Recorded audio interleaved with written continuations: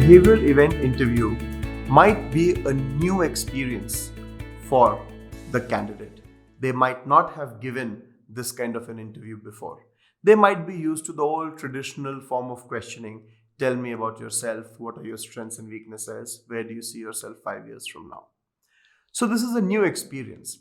And it also requires the candidate to really think because they have to remember all these events from the past and then they have to overcome the inhibition and actually share it with you. There are some things you can do to make this process easier for the candidate.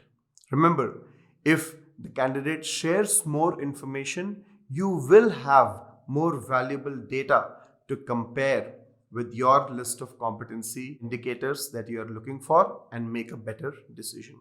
So it is in your interest as a selector that the candidate feels comfortable and opens up and shares information with you. How can you make them feel comfortable?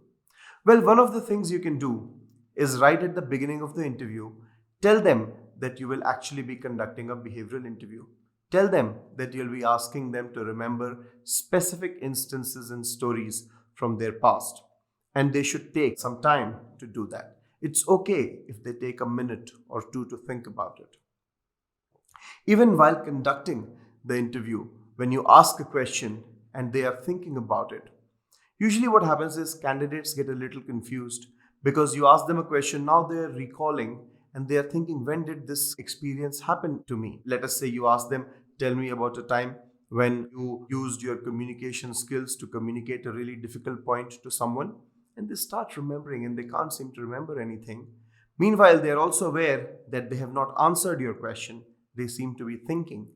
And then they start getting worried that you might judge them because they have not started speaking. It's your role at that time as an interviewer to come in and reassure the candidate and say, hey, don't worry, you're okay. It's normal to take some time to think and remember of a specific instance.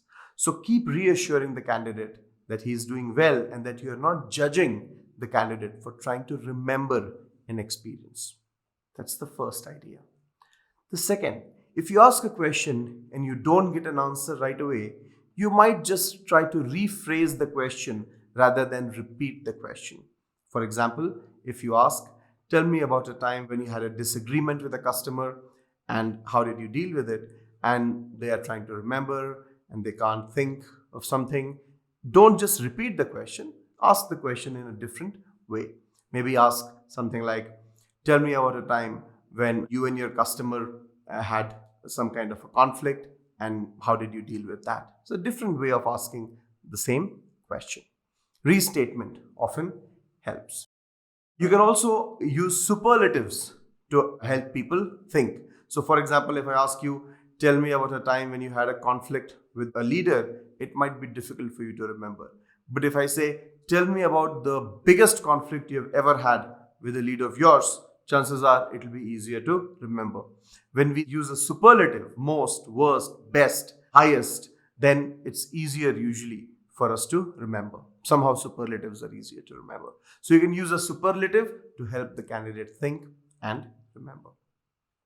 Another thing you can do to make the candidate feel comfortable is assume responsibility for any mistakes that the candidate makes in understanding your question. If the candidate makes a mistake, you can always tell the candidate, oh, I'm sorry, I think I was not clear in the question that I asked. What I actually wanted to know was a specific example of how the story played out in your workplace. Because most often, even when you ask a behavioral question, candidate might give you a generic answer, something that is conceptual or theoretical or what they have prepared, not really about them, but a safe answer with words in language about what is good and what is bad behavior under similar circumstances. But you want evidence. So you might want to say something like, oh, I'm sorry, maybe I was not clear. I was actually looking for specific examples. You also might need to interrupt the candidate at times. And that interruption needs to be done smoothly. It should not be jarring for the candidate. How do you do that? Well, a simple way of doing that is to interrupt and quickly summarize whatever the candidate has said till that point. And then ask the question that you want to ask. So for example, if you ask the candidate to recount a specific experience of how they used analytical skills And instead of talking about their behavior, they went into detail about their organization's processes. Then what you can do is interrupt and quickly summarize. I understand, candidate. What you're saying is this.